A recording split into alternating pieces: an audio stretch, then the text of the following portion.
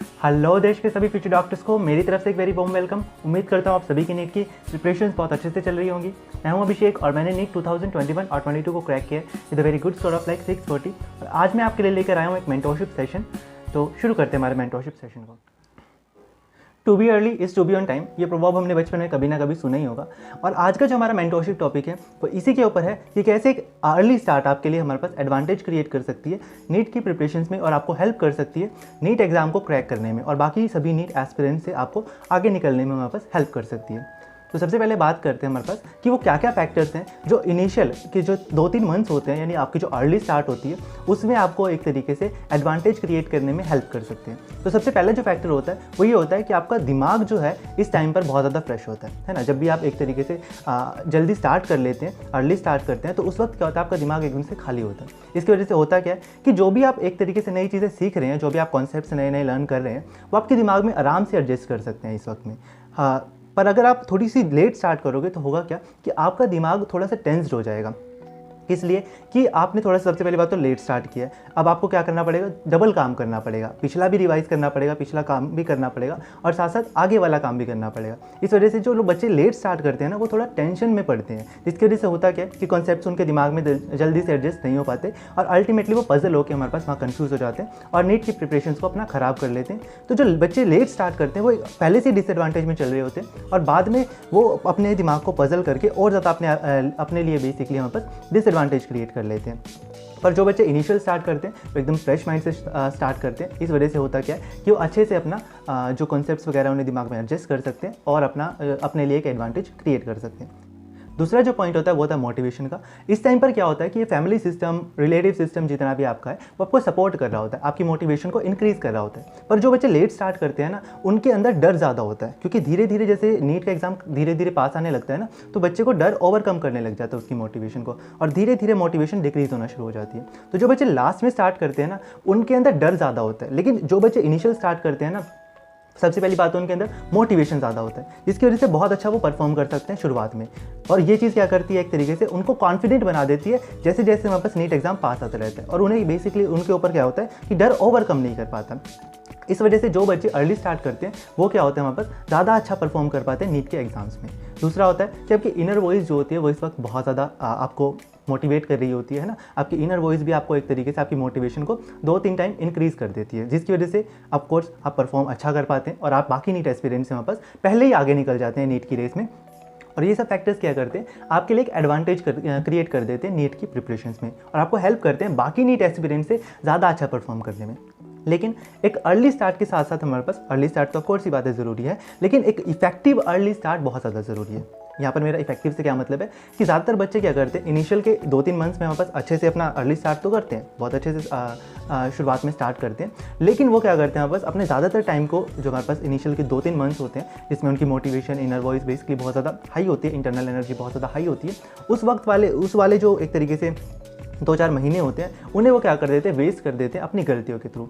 वो क्या क्या मिस्टेक्स हैं जो उनको बेसिकली एक तरीके से जिस पर आप ध्यान देंगे तो आप अर्ली स्टार्ट को एक तरीके से अपने लिए इफेक्टिव बना सकते हैं, उसी के बारे में हम इस वीडियो के अंदर बात शुरू करते हैं हमारे पास सबसे पहले पॉइंट को। और सबसे पहला पॉइंट है हमारे पास अपने एटीट्यूड को पॉजिटिव रखना। अपने एटीट्यूड को पॉजिटिव रखना क्यों ज़रूरी है, इसका रीज़न ये है कि इनिशियल में जब आपको चैप्टर्स पढ़ाए जाएंगे ना, वो तो चैप्टर्स जो होते हैं वो थोड़े से टफ पड़ते हैं बच्चों को। रीज़न कि उन्होंने पहले कभी भी इस नीट के पैटर्न से पढ़ा नहीं होता, उन्हें ऐसा लगता है कि वो बहुत ज़्यादा पढ़ रहे हैं, उन्होंने ऐसा कभी पढ़ा नहीं है, तो धीरे धीरे उनके अंदर डर आना शुरू हो जाता है कि, और बायोलॉजी से उन्हें क्या होती है, एक तरीके से बायोलॉजी उन्हें ऐसा सब्जेक्ट लगने लग जाता है जिसमें बहुत ज़्यादा उन्हें रटना पड़ेगा, है ना, ऐसा रट्टाफिकेशन वाला सब्जेक्ट उन्हें लगने लग जाता है, जबकि वो ऐसा है नहीं, सिर्फ उन्हें लग रहा है क्योंकि वो अभी इनिशियली पढ़ना शुरू कर रहे हैं। तो इस वक्त क्या ज़रूरत होती है आपको पॉजिटिव रहने की कि ठीक है, मुझे अभी समझ नहीं आ रहा थोड़ा बहुत, लेकिन मैं 1-2 बार रिवाइज करूँगा तो मुझे क्या हो जाएगा, समझ आ जाएगा। तो पॉजिटिव रहना इस वाले इनिशियल टाइम में बहुत ज़रूरी होता है। अगर आप पॉजिटिव नहीं रहेंगे तो होगा क्या कि आपका मोटिवेशन लो होना शुरू कर देगा और अल्टीमेटली आप इनिशियल टाइम में ही अपने आप को डिसएडवांटेज के अंदर डाल देंगे। सबसे पहला पॉइंट यही होता है कि हमारे पास अपने एटीट्यूड को पॉजिटिव रखिए। आपका एटीट्यूड आपकी मोटिवेशन को 2 से 3 टाइम इंक्रीज़ कर देगा, जिसकी वजह से होगा क्या कि सबसे पहली बात तो आपकी परफॉर्मेंस इंक्रीज़ हो जाएगी। आपको अगर कोई कॉन्सेप्ट समझ नहीं आ रहा है फिर भी आप उसे एक तरीके से सीखने की कोशिश करोगे अगर आप पॉजिटिव रहोगे। और अल्टीमेटली ये आपके एडवांटेज के अंदर टर्न हो जाएगा। जैसे जैसे आगे टाइम जाएगा वैसे वैसे सिलेबस ईज होना शुरू हो जाता है, ईजी होना शुरू हो जाता है, क्योंकि वैसे वैसे आपको उस पैटर्न की आदत पड़ जाती है ना। तो आपको शुरुआत के टाइम में बस थोड़ा सा अपने आप को पॉजिटिव रखना है, बाद के टाइम के लिए आप अपने आप को मोटिवेट आराम से रख सकोगे, ठीक है। तो जो हमारा दूसरा पॉइंट है वो है आपकी हमारे पास कॉन्सेप्ट क्लियरिंग के ऊपर, कि कॉन्सेप्ट्स को बेसिकली अपना क्लियर रखो। पढ़ने के साथ साथ ज़रूरी होता है कि कॉन्सेप्ट्स को भी आप क्लियर करो। ज़्यादातर बच्चों को क्या लगता है कि उन्होंने लेक्चर देखा और उन्हें सब चीज़ें याद हो जाएंगी, पर ऐसा नहीं होता। लेक्चर देखने के बाद क्वेश्चन प्रैक्टिस करो। क्वेश्चन प्रैक्टिस करने से क्या होगा कि आपको पता लगेगा कि कौन सा पॉइंट आपका वीक है, कौन सा कॉन्सेप्ट ऐसा है जो आपका क्लियर नहीं हो पाया। उस कॉन्सेप्ट को बेसिकली दोबारा से देखो। अगर आपका कॉन्सेप्ट क्लियर नहीं हो गया, ठीक है, उस कॉन्सेप्ट से रिलेटेड अगर क्वेश्चन सॉल्व नहीं हो रहे हैं तो दोबारा से उस लेक्चर को अटेंड करो, उस लेक्चर को देखो। लेक्चर अगर दोबारा नहीं आपको अवेलेबल हो पाता तो क्या करो, किसी एक ही बुक से, है ना, बहुत मल्टीपल बुक से नहीं, किसी एक बुक को उठाओ जो भी अच्छी हो। आपको पता होता है कौन कौन सी, जितने भी नीट एस्पिरेंट्स होते हैं सभी को पता होता है कौन कौन सी बुक्स हमारे पास अच्छी होती हैं, कौन कौन सी रेफरेंस बुक्स अच्छी होती हैं। तो उस एक रेफरेंस बुक को उठाओ और उससे क्या करो, हमारे पास एक तरीके से उस कॉन्सेप्ट को क्लियर करने की कोशिश करो। बहुत ज़्यादा मल्टीपल बुक्स यहाँ पर हमारे पास मत लो। सबसे पहले लेक्चर को देखो 2-3 बार, अगर समझ आता है तो वहाँ से बेसिकली फिर बुक की तरफ जाने की कोई ज़रूरत नहीं है। बुक अगर आपको बेसिकली हमारे पास लेक्चर से समझ नहीं आता तो फिर बुक की तरफ मूव करो, लेकिन एक ही बुक की तरफ मूव करो। बहुत सारी बुक्स को हमारे पास यहाँ पर मत करो, है ना, क्योंकि उससे आपका दिमाग सिर्फ पजल हो जाएगा और अल्टीमेटली आपका टाइम वेस्ट होगा। अगर आपका वहाँ से बुक से भी आपको ऐसा लगता है कि कॉन्सेप्ट मेरा क्लियर हो चुका है, उसके बाद दोबारा से उन क्वेश्चंस को प्रैक्टिस करो और देखो कि आपका वहाँ पर कॉन्सेप्ट क्लियर हो गया है कि नहीं हो गया। क्योंकि जितना ज़्यादा आपको कॉन्सेप्ट क्लियर होगा ना, नीट के अंदर आप उतना ही ज़्यादा स्कोर कर पाओगे। आप सभी को पता होगा कि नीट एग्जाम के अंदर ज़्यादा क्वेश्चन जो आते हैं वो कॉन्सेप्चुअल क्वेश्चन आते हैं, है ना। बहुत रट्टाफिकेशन वाले क्वेश्चन हमारे पास नहीं आते। स्पेशली फिजिक्स से और ऑर्गेनिक केमिस्ट्री से बहुत ज़्यादा अच्छे कॉन्सेप्चुअल क्वेश्चन आते हैं। इस वजह से इन वाले पार्ट्स के आप ज़्यादा से ज़्यादा कॉन्सेप्चुअल क्वेश्चन ट्राई करो। अपने कॉन्सेप्ट्स को क्लियर रखो जो आपको एक तरीके से फर्दर हेल्प करेंगे आपके नीट को स्कोर को भी इंक्रीज़ करने में और आपकी टेस्ट सीरीज़ के अंदर भी आपके स्कोर को इंक्रीज़ करने में आपको हेल्प करेंगे आपके कॉन्सेप्ट्स। तीसरा जो पॉइंट है वो हमारे पास है अपनी मल्टीपल बुक्स के ऊपर, कि मल्टीपल बुक्स को बेसिकली हमारे पास इस टाइम पर यूज़ मत करो। जितना ज़्यादा मल्टीपल बुक्स को यूज़ करोगे ना, उतना ज़्यादा आपका टाइम वेस्ट होगा। और जितना टाइम वेस्ट होगा, क्योंकि इनिशियल के 2-3 मंथ ही होते हैं जिसमें एक बच्चा एकदम से आप एक तरीके से रेस में आगे निकल सकता है। और अगर उसी टाइम पर आप बहुत सारी बुक्स कवर करना शुरू कर दोगे तो आपका सिर्फ टाइम खत्म होता जाएगा, है ना। आपके पास जो टाइम 2-4 मंथ का है वो सिर्फ खत्म होता जाएगा, आपका टाइम वेस्ट होगा। वो आपके लिए एक इफेक्टिव इनिशियल स्टार्ट नहीं हो पाएगा। फिर इनिशियल स्टार्ट के लिए ज़रूरी है कि अपने टाइम को यूटिलाइज करो रेदर देन उसे वेस्ट करने के, ठीक है। तो बुक्स बेसिकली क्या करनी है आपको, कैसे लेनी है कि कोई भी आप अच्छी सी बुक्स ले लो, है ना। अगर लेक्चर की बात करो, किसी कॉन्सेप्ट को समझने की बात करो तो कोई एक बुक ले लो, NCERT बेस्ड हो सकती है, या फिर कोई रेफरेंस बुक ले लो जो भी अच्छी सी हो। और उसके अलावा आप क्या कर सकते हो, हमारे पास जो क्वेश्चन प्रैक्टिस के लिए बुक्स हो सकती हैं वो 2 बुक्स ले सकते हो। एक ऐसी बुक जो बेसिकली हमारे पास नीट के प्रीवियस ईयर क्वेश्चंस कंटेन करती हो और दूसरी बुक जो NCERT को कंटेन करती हो। अगर आप 2 बुक्स नहीं लेना चाहते तो नीट के प्रीवियस ईयर के जो क्वेश्चन आंसर्स होते हैं बेसिकली वो वाली बुक तो आप ज़रूर लो। जैसे मैंने भी जब मैं पढ़ रहा था तो बुक्स मैंने बेसिकली बहुत ज़्यादा कंसीडर नहीं करी, मैंने NCERT की तरफ फोकस करा। बायोलॉजी के लिए, फिजिक्स के लिए बेसिकली अगर मैंने कोई बुक पढ़ी है तो हो सकता है सिर्फ क्वेश्चन प्रैक्टिस के लिए मैंने पढ़ी हो, है ना। ज़्यादा से ज़्यादा क्वेश्चन प्रैक्टिस मैंने नीट की थी और बायोलॉजी में मैंने ऐसे किया कि नीट की ज़्यादा से ज़्यादा क्वेश्चन प्रैक्टिस करें। आपको इससे क्या हो जाएगा, एक तो पता लग जाएगा कि नीट के अंदर क्वेश्चन कैसे आते हैं, दूसरा आपके कॉन्सेप्ट भी क्लियर हो जाएंगे, तीसरी बात आपका टाइम भी अच्छे से यूटिलाइज हो पाएगा, है ना। बहुत ज़्यादा बुक्स अगर आप कंसीडर करोगे तो सिर्फ उससे टाइम वेस्ट होगा, उसके अलावा कोई भी उससे कोई फ़ायदा नहीं है ना। तो अपना मल्टीपल बुक्स को कंसीडर मत करो, NCERT बेस्ड बुक्स उठाओ या फिर NCERT ही उठाओ। क्वेश्चन प्रैक्टिस के लिए NCERT बेस्ड या फिर नीट के प्रीवियस ईयर क्वेश्चंस उठाओ। तो चौथा पॉइंट है हमारे पास स्टडी आवर्स को लेकर। होता क्या है कि इनिशियली जब बच्चे शुरू करते हैं ना तो उनके पास क्या होता है, इतने ज़्यादा स्टडी आवर्स नहीं होते। ज़्यादा से ज़्यादा वो 8 घंटे पढ़ सकते हैं, 10 घंटे पढ़ सकते हैं, लेकिन आपको भी पता है कि 8-10 घंटे की स्टडी से नीट क्लियर होने वाला नहीं है। आपको ज़्यादा से ज़्यादा सेल्फ स्टडी पर ध्यान देना चाहिए। कम से कम आपको 12 से 14 घंटे तो हमारे पास सेल्फ स्टडीज़ होनी चाहिए। तो क्या तरीका है कि आप सेल्फ स्टडीज़ के जो हमारे पास आवर्स हैं उन्हें बढ़ा सकते हो। इसका एक ही तरीका है, मैं क्या करता था हमारे पास, जैसे मैं जब इनिशियल में हमारे पास स्टार्ट करता था तो मैं 8 घंटे पढ़ता था, ये ज़्यादा से ज़्यादा 10 घंटे पढ़ सकता था। तो मैं क्या करता था, 2-2 हफ्ते के बाद एक आवर अपने स्टडी आवर के अंदर ऐड करना शुरू कर देता था, ठीक है। जैसे मान लो आज मैंने स्टार्ट करा और मेरे आज क्या है, हमारे पास 8 घंटे में रीड कर पा रहा हूँ, 8 घंटे अपना इफेक्टिवली स्टडी कर पा रहा हूँ। अब अगले 2 हफ्ते में क्या कोशिश करूँगा कि अपने 9th आवर को हमारे पास उस 8 आवर के हमारे पास जो सेल्फ स्टडी के आवर्स हैं उनके अंदर ऐड करने की कोशिश करूँगा। उसके अंदर क्वेश्चन प्रैक्टिस करूँगा, कोई सब्जेक्ट रीड करने की कोशिश करूँगा, अपनी ज़्यादा से ज़्यादा सिटिंग बिठाऊंगा उस वाले 9th आवर के अंदर, और धीरे धीरे क्या हो जाएगा, मुझे उसकी आदत पड़ जाएगी और अल्टीमेटली वो क्या हो जाएगा, 9th आवर उसमें मेरा ग्रिप बन जाएगी, है ना, उसमें मेरे को पढ़ने की आदत बन जाएगी और अल्टीमेटली वो मेरे स्टडी आवर्स के अंदर आ जाएगा।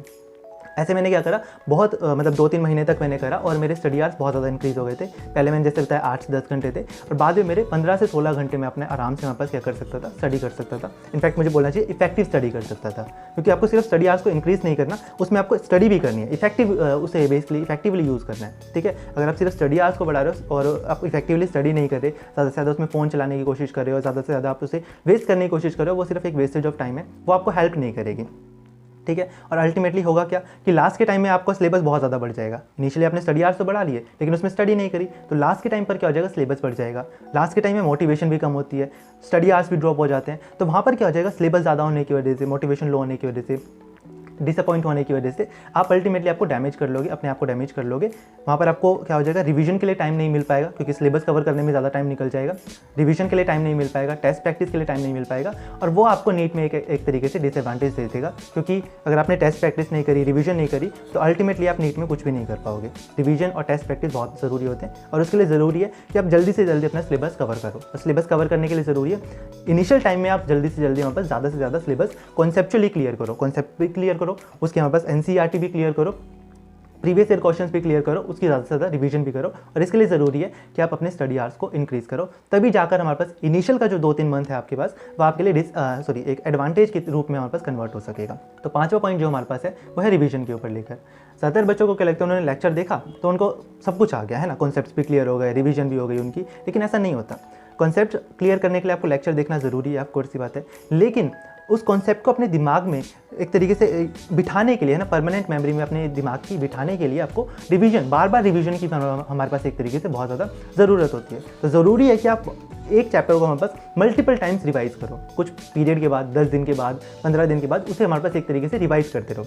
हर रोज़ तो रिवीजन पॉसिबल नहीं है, इसलिए 10 दिन के बाद, 15 दिन के बाद उस चैप्टर की एक तरीके से रिवीजन कर लो, उसकी एक समरी आप एक तरीके से अपने दिमाग में नोट कर लो, या फिर उसके कोई शॉर्ट नोट्स बना लो जो आप क्या कर सकते हो, एक तरीके से 10 से 15 मिनट में उसे रिवाइज करवा सकते हैं ना। ऐसे नोट्स बना लो जो 10 या 15 मिनट में या फिर ज़्यादा से ज़्यादा आधे घंटे के अंदर आपको उस चैप्टर को रिवाइज करा दें।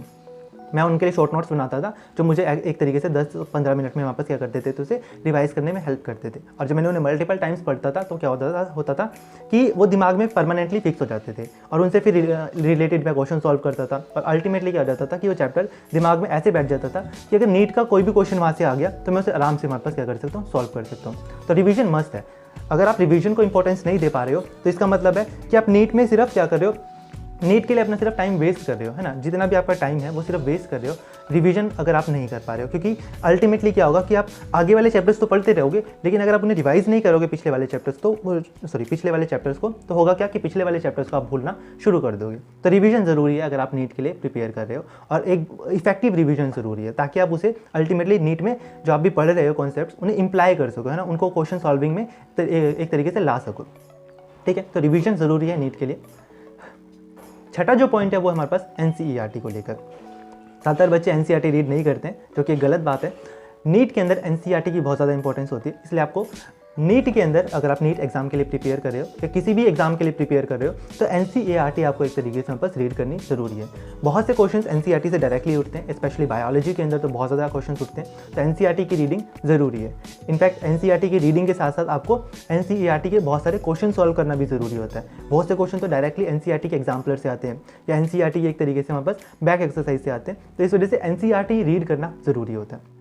तो एनसीईआरटी को रीड करेंगे तो आपको क्या हो जाएगा, एक तरीके से इनिशियल मंथ्स में आप चैप्टर भी पढ़ रहे हैं, उसके कॉन्सेप्ट्स भी क्लियर कर रहे हैं, उसे रिवाइज भी कर रहे हैं, एनसीईआरटी भी कर रहे हैं, तो होगा क्या कि वहीं पर आपका एक तरीके से वो उस चैप्टर के बारे में आपके सारे कॉन्सेप्ट्स वगैरह क्लियर हो जाएंगे, वहीं पर आपकी परमानेंट मेमोरी में वो चैप्टर फिक्स हो जाएगा और आगे चलकर आपको उसे बार बार नहीं पढ़ना पड़ेगा। और आगे के सिलेबस के लिए फिर क्या हो जाएगा, आपके लिए हमारे पास एक तरीके से टाइम अवेलेबल हो जाएगा। इस तरीके से अगर पढ़ोगे ना तो होगा क्या कि सारे चैप्टर्स को इक्वल टाइम मिलेगा, इक्वल इंपॉर्टेंस मिलेगी, इक्वल रिवीजन मिलेगी और इक्वली सब आपके दिमाग में हमारे पास क्या हो जाएंगे, एक तरीके से फिक्स हो जाएंगे। और अल्टीमेटली फिर आप नीट के जितने भी चाहे किसी भी परसेंटेज में हमारे पास किसी भी चैप्टर से क्वेश्चन आ जाए, आप सभी को एक तरीके से हम पास सॉल्व कर पाओगे। तो अगला जो पॉइंट है हमारे पास, अगला पॉइंट है हमारे पास टेस्ट सीरीज़ को लेकर। ज़्यादातर बच्चों को क्या लगता है कि टेस्ट सीरीज़ ज्वाइन करना वेस्टेज ऑफ टाइम है, टेस्ट वगैरह की उन्हें कोई ज़रूरत नहीं है, सिर्फ कॉन्सेप्ट रीड करना या फिर एनसीईआरटी रीड करने से उनका काम बन जाएगा। लेकिन ऐसा नहीं होता। अगर आप टेस्ट देते हो ना तो आपको पता लगता है कि आपको बेसिकली एक तरीके से किस तरीके के क्वेश्चन एनसीईआरटी से फ्रेम करने हैं, किस तरीके के कॉन्सेप्ट्स आपको एक तरीके से क्लियर करने हैं, कहाँ पर कोई कॉन्सेप्ट क्लियर नहीं हो पा रहा है, वो सब आपको पता लगता है हमारे पास एक तरीके से क्वेश्चन प्रैक्टिस करने से। इसके अलावा जितने ज़्यादा आप टेस्ट देते हो ना उतनी ज़्यादा आपको अपनी कमियां पता लगती हैं। जैसे मैं जब बेसिकली टेस्ट देता था तो मेरे को क्या क्या कमी पता लगी अपनी, कि सबसे पहली बात तो मेरी स्पीड बहुत स्लो थी, है ना, मैं पूरा पेपर सॉल्व नहीं कर पाता था। धीरे धीरे मैंने अपनी स्पीड इंक्रीज़ करी। फिर मेरे को क्या पता लगा कि मैं पूरा क्वेश्चन रीड नहीं करता हूँ, पहले आंसर दे देता हूँ, उसके अंदर से करेक्ट लिखा है, नॉट करेक्ट लिखा है, फॉल्स स्टेटमेंट लिखा है, ट्रू स्टेटमेंट लिखा है, इस तरीके के स्टेटमेंट्स को मैं रीड ही नहीं करता था और इस वजह से मेरे ज़्यादातर क्वेश्चन वहाँ पर गलत हो जाते थे। फिर मैंने इस गलती को सुधारा। फिर मैंने देखा कि मैं ऑप्शंस रीड करने में मेरे पास एक तरीके से क्या कर रहा हूँ, आलस कर रहा हूँ। सारे ऑप्शन रीड नहीं कर रहा, ऊपर के 2 ऑप्शन रीड कर लिए, नीचे के 2 ऑप्शन रीड कर लिए और उन्हीं के अंदर से बेसिकली यहाँ पर क्या कर रहा हूँ, कोई टिक कर दे रहा हूँ, जिसकी वजह से मेरे ज़्यादा क्वेश्चन क्या हो रहे हैं वहाँ पर गलत हो रहे हैं। फिजिक्स के अंदर क्या कर रहा हूँ कि एक तरीके से क्वेश्चन तो मैंने पूरा रीड करा नहीं और मैं अपने एक तरीके से क्या कर रहा हूँ, ऑप्शंस के ऊपर चला गया और ऑप्शंस में से गैसिंग शुरू कर रहा हूँ। तो यहाँ पर क्या होता है कि आपको अपनी कमियाँ पता लगती हैं। टेस्ट सीरीज़ जितनी यहाँ पर ज्वाइन करते हो ना, उससे आपको अपनी कमियाँ पता लगती हैं। धीरे धीरे टेस्ट सीरीज़ से क्या हो जाता है, आपको आपकी जो कमियाँ हैं वो दूर होना शुरू हो जाती हैं और अल्टीमेटली आपको क्या हो जाएगा कि जितनी आपकी टेस्ट सीरीज़ के अंदर कमियाँ कम हो, मतलब एक तरीके से गलतियाँ कम होंगी, उतना आपका ज़्यादा स्कोर टेस्ट सीरीज़ के अंदर आएगा और जितना टेस्ट सीरीज़ के अंदर स्कोर आएगा उससे +20 ही आपका एक तरीके से +20 +30 ही नीट का स्कोर होता है। मेरे जो टेस्ट सीरीज़ में नंबर आते थे वो थे 600 620 इसके आसपास और जो मेरा नीट का स्कोर था वो था 640 के आसपास। तो हुआ क्या कि +20 ही मार्क्स आए मेरे, है ना। लेकिन इनिशियली जब मैंने शुरू करा था तो मेरे 500-600 मार्क्स आते थे। धीरे धीरे मैंने अपनी कमियों को इंप्रूव करना शुरू करा, टेस्ट दे देकर हमारे पास अपनी कमियों को इंप्रूव करना शुरू करा और धीरे धीरे फिर मैं क्या करा, 500 से 550, 550 से 600, 600 से 620 और उससे भी कई ज़्यादा मैंने टेस्ट सीरीज़ के अंदर स्कोर करा था। और अल्टीमेटली हुआ क्या कि मैंने नीट को क्रैक कर लिया। तो टेस्ट सीरीज़ ज्वाइन करना बहुत ज़रूरी है नीट के एग्जाम के लिए। आज के लिए बस इतने पॉइंट्स लेते हैं। Thank you.